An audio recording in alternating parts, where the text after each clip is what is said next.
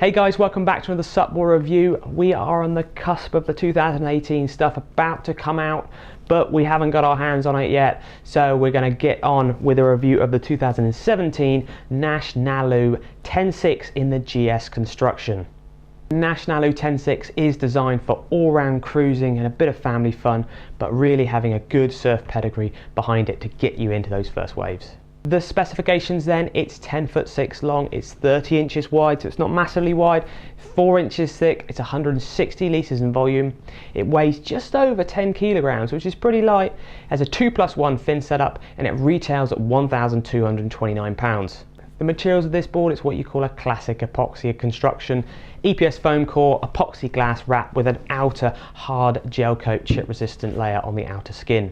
So moving away from the catalogue bump and on to the SUP board impressions. So straight away it does have that classic Nash styling, yellow and green, very much the staple look of the 2017 boards. Nice massive EVA deck pad, very thick, very comfy, and a crocodile's deck grip here. And at the back you then have a diamond deck grip, which is quite nice to feel the difference of when you're standing forward and back, when you know where your feet are on the board, especially when you're getting into the sort of SUP surfing manoeuvres and getting yourself back. You can really feel where your feet are having that extra different EVA deck grip at the back. Big deep recessed carry handle like on all the Nashes, pressure valve and that sort of stuff. The biggest thing you notice straight away, which is more to do with the board shape than actually the materials on the board, is the big recess that comes in on the side of the deck here into the middle part of the deck. So the rail itself is 4 inches thick, comes up and wraps around the rail and then dives down into the center of the deck, giving you a way lower feel or lower riding position on the board. What that does is then makes the board much easier to ride because you don't feel like a sort of big corky board, you're more inside the board. Really popular on some really thick race boards. They get your body weight to get you lower in the board, then you have a bit more of a feeling, you feel like a bit more connected to the wave, and it really does make a difference, but we'll go on to that in a minute.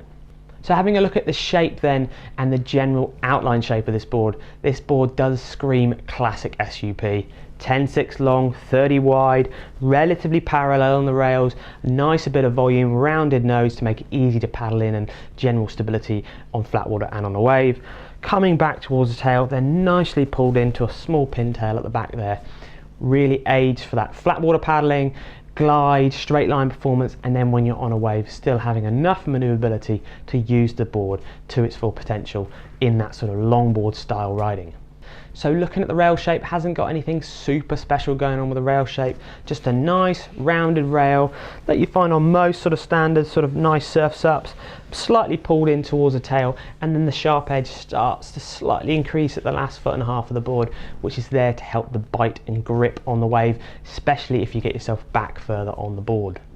So if we have a look at the bottom shape of the board, now remember this is sort of a beginner intermediate board, so I'm not going to start baffling you with shapes and stuff so much. General rocker line, which is the forward and back curve of the board, nice amount of rocker that easily makes you paddle over waves and doesn't catch you out and chop. Slightly smooth in the midsection, which helps you speed, and a little bit of tail kick there, which also helps the turning on a wave. We put our straight edge across the front of the board is nice and flat, so it's going to get on the wave easy. Moving back to the section, there is a small V starting to appear across the whole of the board, and all the V does is that the V is basically where the middle of the board is higher, and then the water just disperses off the sides. Makes that really easy on the wave, really easy to do rail to rail turns and just catch some waves and get into SUP surfing for the first time.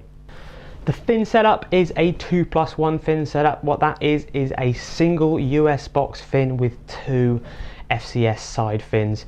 The US box fin is really nicely sized, and it's also nice that the fin box is in a really good place, so you can move it forward and back to really get a lot out of your flat water paddling and your surf supping as well. So the performance of the board, flat water and on the wave. Flat water, it does offer a nice amount of glide because it is not super wide.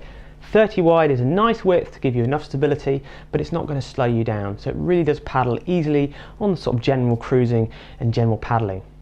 And also being 160 litres, you can be a bigger rider, a first time rider, and definitely get into SUP using a board like this. Then if you want to get into the waves, the board is really fun, especially we found if the waves were small, sort of knee to waist high. This board catches absolutely anything. Very easy to paddle in the wave. The rocker line is enough, it doesn't nosedive. Really good fun to get you on the waves the first time, and also if you are a bit more of an experienced surfer, you can get something out of it in the classic longboard ride. But remember, if you are going to be longboarding, you're going to have to wax up to the nose there to get your toes on the nose, but this board does have the ability to catch more waves and go nose riding and do quite a lot with one board. But the big advantage really we found with this board on flat water and in the surf is having the recessed deck at the front here. It's much nicer to get down onto the board, feel a bit more connected into the wave and on the flat water. Because if it was a thickness right across the board, it would feel a little bit corky and quite thick. But actually, because it's got a recessed deck, it still offers you a large amount of volume, but still a much better riding feel when you're paddling on the water. So who do we think this board's best suited for? Well, pretty much if you weigh probably anything from 85 kilograms, you're going to be able to get on this board and learn first time.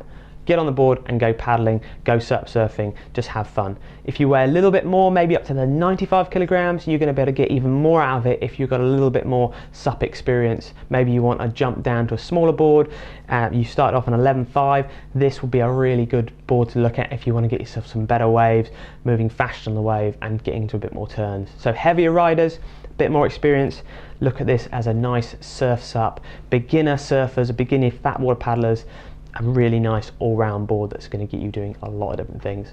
So to give our SUP water conclusion and pros and cons and value for money, pros, really like the shape, really like the recessed deck, very nice, simple thing but really makes a better feel on the board.